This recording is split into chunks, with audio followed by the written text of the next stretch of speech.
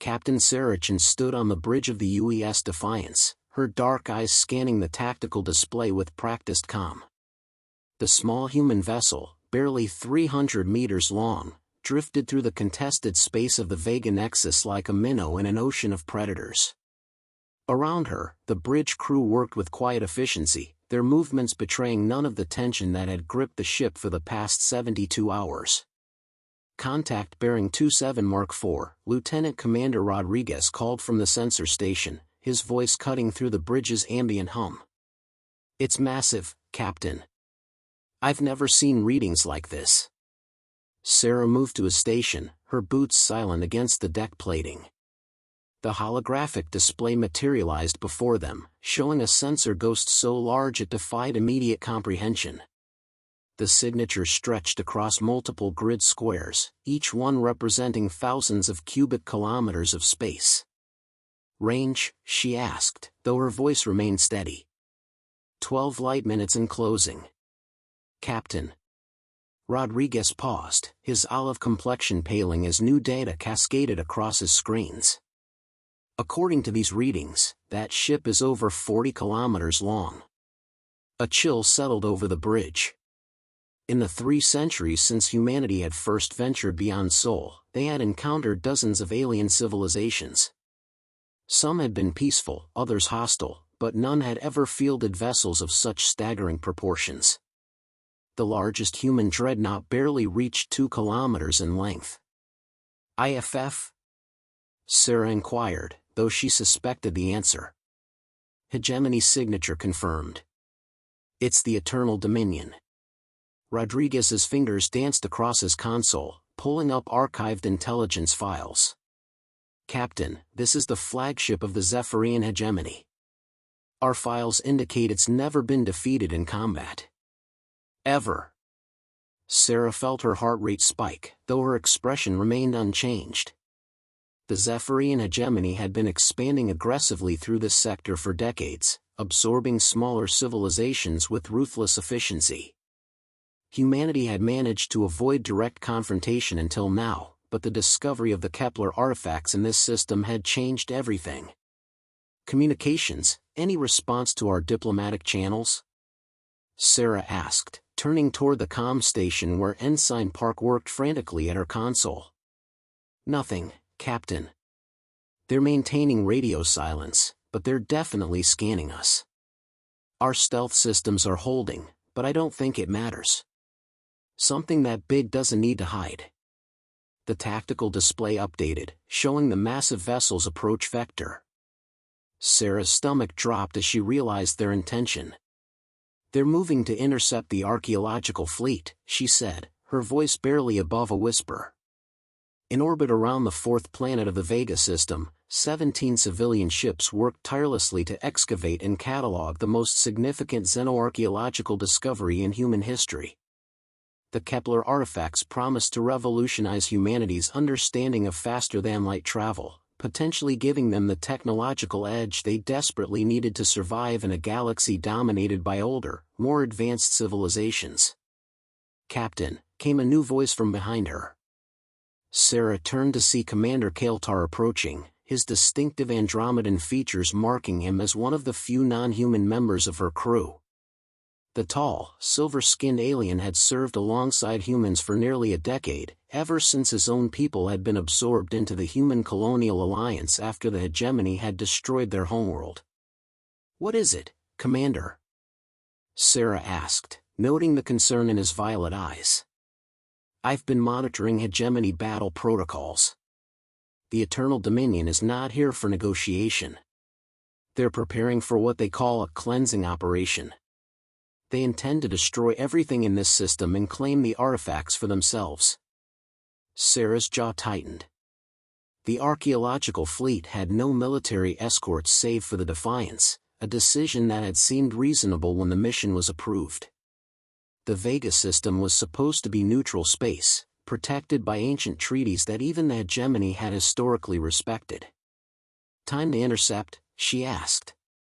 "At their current speed, they'll reach firing range of the archaeological fleet in 18 minutes, Rodriguez reported.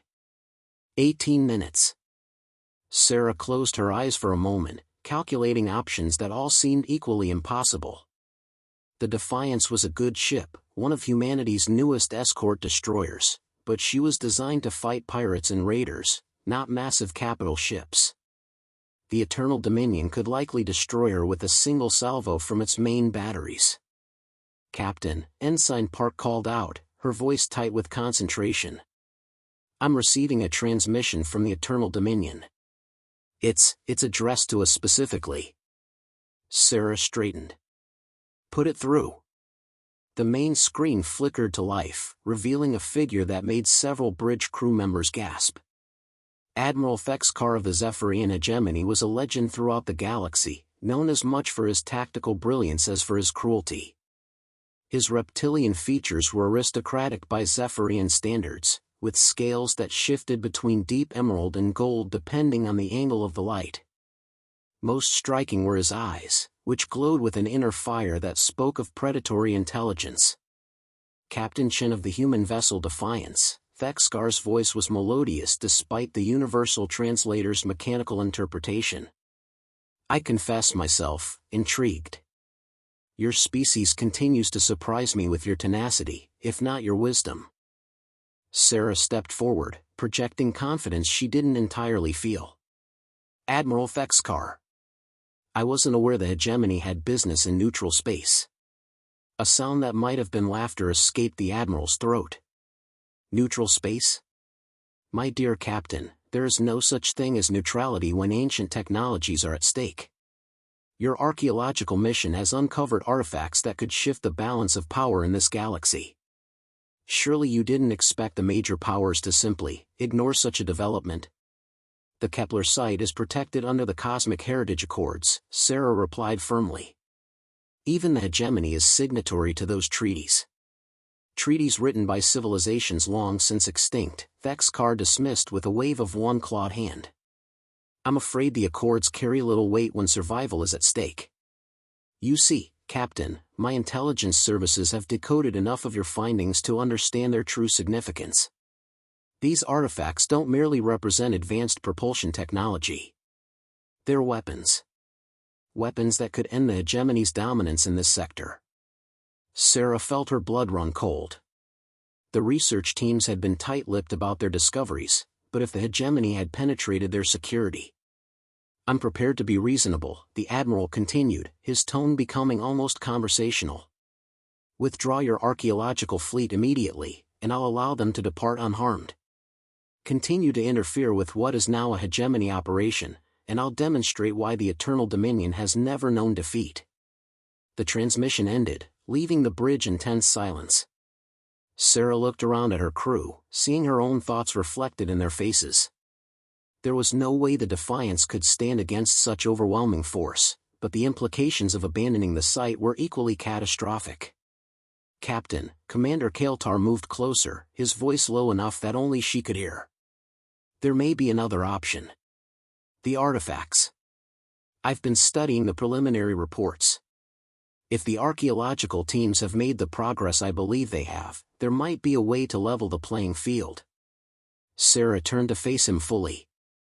"Explain." "The Kepler civilization didn't just develop advanced propulsion.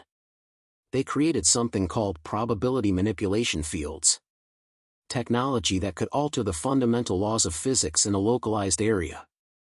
If we could access even a fraction of that capability." "You're talking about experimental technology we barely understand," Sarah pointed out. "Against a ship that outguns us by orders of magnitude," Kael'tar replied. "Sometimes impossible odds require impossible solutions." Sarah considered this for a moment, then activated her communications panel. "Archaeology Team Leader, this is Captain Chen. I need an immediate status report on the Kepler excavation." Dr. Elizabeth Harper's voice crackled through the comm, tinged with excitement and fatigue. "Captain, you're not going to believe what we found. We've not only accessed the main artifact chamber, but we've managed to interface with what appears to be a control system. The technology it's beyond anything we've ever encountered. Doctor, I need you to be very specific. Do you have access to any functional systems?" A pause. We've activated what our translators are calling a reality anchor. Captain, this technology appears to manipulate fundamental forces at the quantum level. We're talking about the ability to alter mass, energy, even the flow of time in a localized field. Sarah felt her heart racing. What would you need to extend that field to encompass a larger area? Say, ship-sized? Captain, why are you asking? Because we're about to be attacked by the largest warship in the galaxy, and we need every advantage we can get. The silence stretched for several seconds before Dr. Harper responded. Give me 20 minutes. We have most of the interface protocols mapped. If I can establish a stable connection with our ship's systems. You have 15, Sarah cut her off. Rodriguez, patch me through to the archaeological fleet.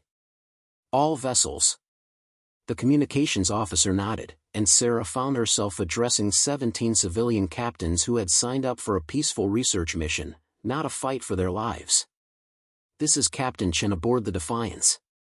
By now, you're all aware of the hegemony vessel approaching our position. I won't sugarcoat the situation.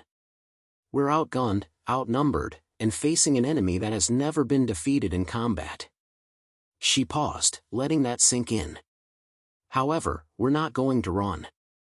The technology you've discovered here represents humanity's best chance for survival in a hostile galaxy. We're going to make a stand. Voices erupted from the comm channels, some protesting, others asking for clarification. Sarah waited for them to quiet down before continuing. Those vessels with defensive capabilities form up in a protective formation around the archaeological ships. Everyone else, prepare for emergency departure, but maintain position until my order.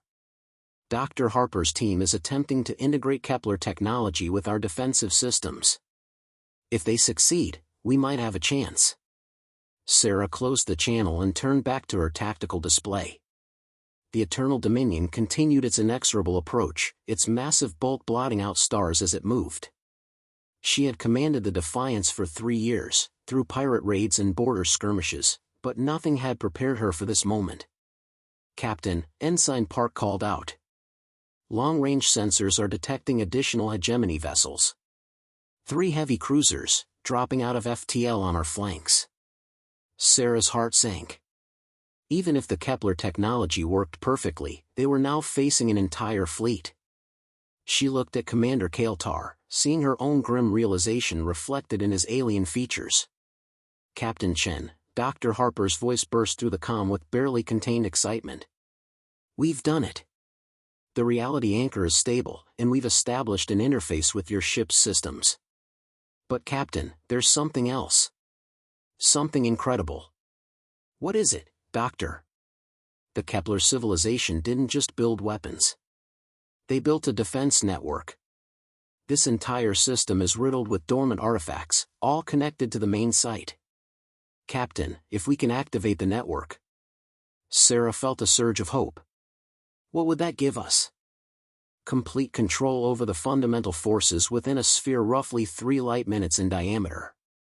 We could alter mass, manipulate energy, even create localized distortions in spacetime itself.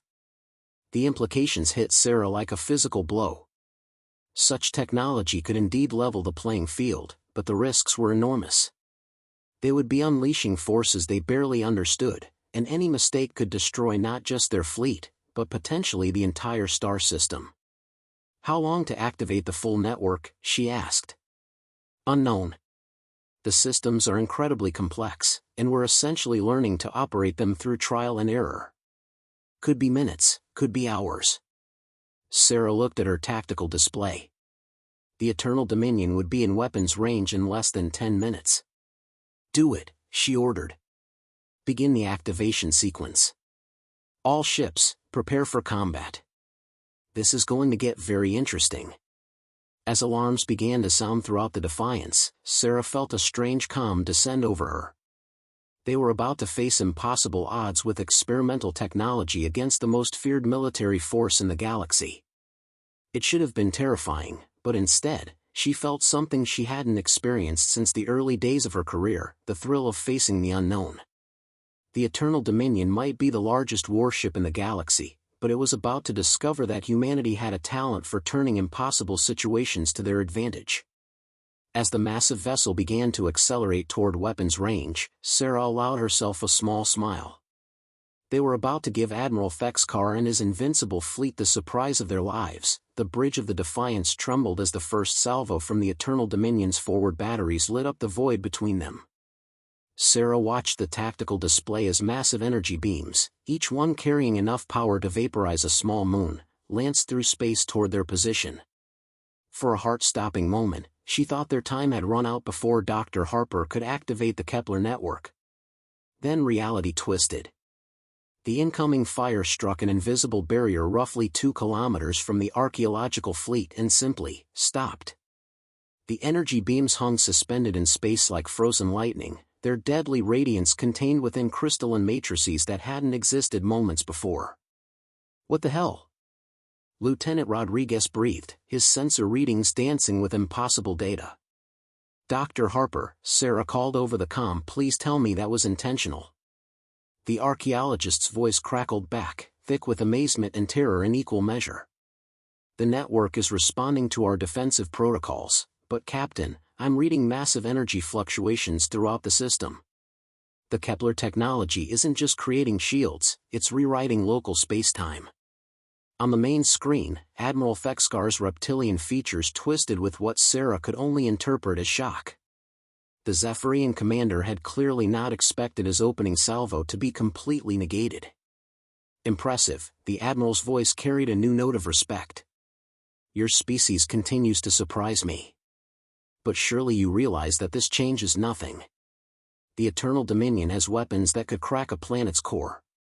Sarah stepped forward, feeling the weight of 17,000 lives resting on her next words. Admiral, I think you misunderstand the situation. You're not facing just humanity anymore. You're facing technology that predates your entire civilization. As if summoned by her words, the space around the Eternal Dominion began to shimmer. The massive Hegemony flagship, 40 kilometers of advanced alien engineering, suddenly appeared to slow its approach, though its engines continued firing at full power. Time distortion field activating around the primary target, Rodriguez reported, his voice filled with wonder. Captain, according to my readings, time is moving approximately 30% slower in the area around their ship. Commander Kael'tar moved to Sarah's side, his violet eyes reflecting the strange lights playing across the tactical displays. This is beyond anything my people ever discovered, he murmured. The Kepler civilization must have reached a level of technological sophistication that makes even the hegemony look primitive. Sarah felt a moment of dizzying possibility. If humanity could master this technology, it would fundamentally alter the balance of power in the galaxy. But first, they had to survive the next hour. Dr. Harper, can you target the enemy fleet with more aggressive measures? Working on it, Captain. The interface is incredibly complex, but I think I can. Her transmission cut off suddenly, replaced by alarms from the archaeological site. Captain, came a new voice, Dr. Marcus Webb, Harper's research partner. Elizabeth collapsed. The neural interface she's using to control the Kepler systems is overloading her nervous system.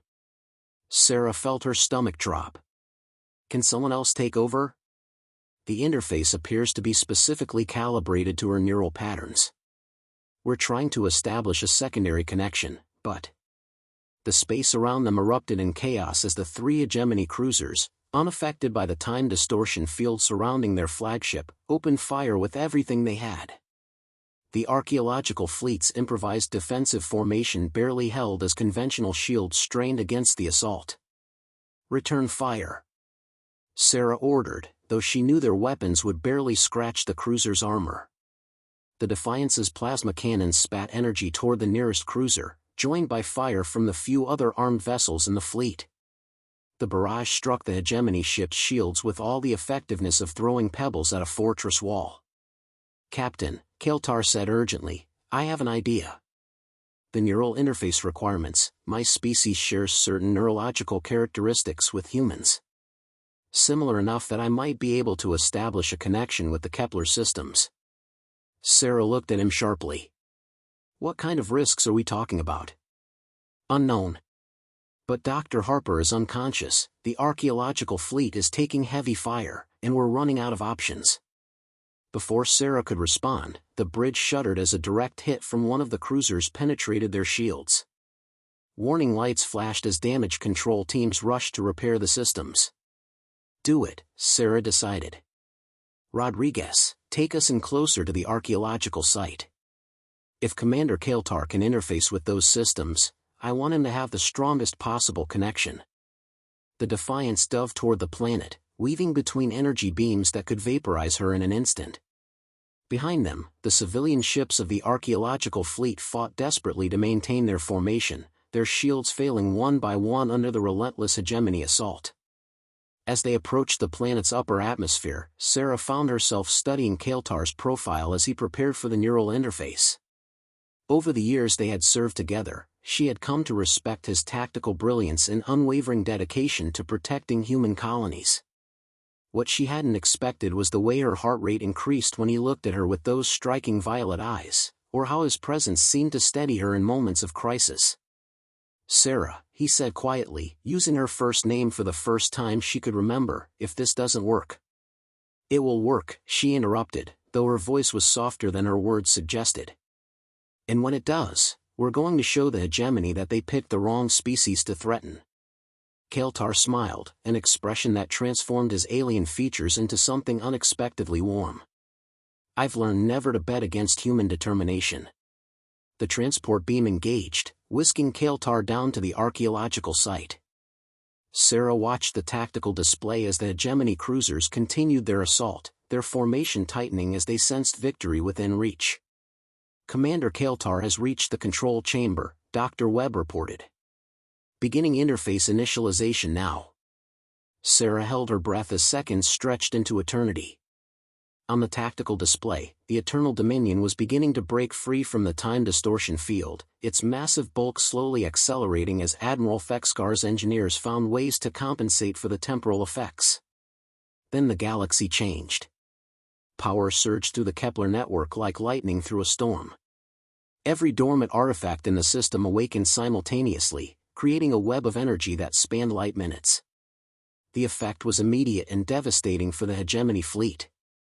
The nearest cruiser simply vanished, not destroyed but relocated. Sarah's sensors detected it materializing roughly 50,000 kilometers away, its crew undoubtedly struggling to understand how they had been instantly transported across space. The second cruiser found itself caught in a gravity well that shouldn't have existed, pulled inexorably toward the system's asteroid belt despite its engines screaming at maximum power. The third cruiser experienced something even stranger. Its hull began aging rapidly, decades of wear and corrosion manifesting in seconds as localized time acceleration fields played havoc with its molecular structure. But it was what happened to the Eternal Dominion that truly demonstrated the scope of the Kepler civilization's power. The massive flagship found itself trapped in a sphere of twisted spacetime where the fundamental constants of physics had been rewritten. Inside the field, electromagnetic radiation couldn't propagate normally, rendering their sensors blind and their communications dead. Worse, the ship's fusion reactors began behaving erratically as the strong nuclear force fluctuated unpredictably. Kael'tar, Sarah called over the comm, "Can you hear me?" "I can hear you," his response came through clearly, though his voice carried an odd resonance.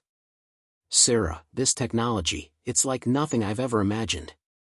I can feel the entire system, every asteroid, every grain of dust. The power is incredible, but it's also... Also what? Dangerous. The interface is showing me glimpses of what happened to the Kepler civilization. They didn't disappear, they transcended. They became part of the network itself, their consciousness merged with the technology they created." Sarah felt a chill of fear. "Kael'tar, get out of there. We've won, the hegemony fleet is neutralized." "Not yet," his voice was growing more distant, as if he were speaking from across a vast gulf. "Admiral Fexkar has one more card to play. The Eternal Dominion carries planet-killer weapons. If he can't claim the technology, he'll destroy everything to prevent us from having it." As if summoned by his words, new energy readings spiked on Sarah's displays. Deep within the trapped flagship, Massive fusion charges were being prepared, weapons designed to crack planetary cores and render entire worlds uninhabitable. He's going to detonate the charges by remote trigger, Kael'thar continued, his words now echoing as if spoken from within a vast cathedral. The explosive force will propagate through subspace, bypassing the reality anchors. Sarah, I can stop him, but I'll have to merge more completely with the network. Like the Kepler civilization did. I might not be able to come back. Sarah felt her world tilting. The thought of losing Kael'thar, of never seeing him again, hit her like a physical blow. She realized in that moment that her feelings for him had grown far deeper than mere professional respect. There has to be another way, she said desperately. The charges will detonate in less than 3 minutes. Sarah, you have to let me do this. Sarah closed her eyes, torn between her duty to protect the fleet and her personal feelings for the man who had become far more important to her than she had realized. Captain, Rodriguez called out urgently, I'm detecting massive energy buildup aboard the Eternal Dominion. Whatever they're planning, it's big. Sarah opened her eyes, decision crystallizing. Kael'thar, do what you have to do. But you listen to me, you find a way to come back. That's an order. I'll try, his voice was barely a whisper now. Sarah. I want you to know. Tell me when you get back, she interrupted. Not before. The next 2 minutes passed in a blur of sensor readings and desperate calculations. On the main screen, Admiral Thexkar's image flickered back to life, his reptilian features twisted with rage. Clever, Captain Chen. But if the hegemony cannot have this technology, then no one will.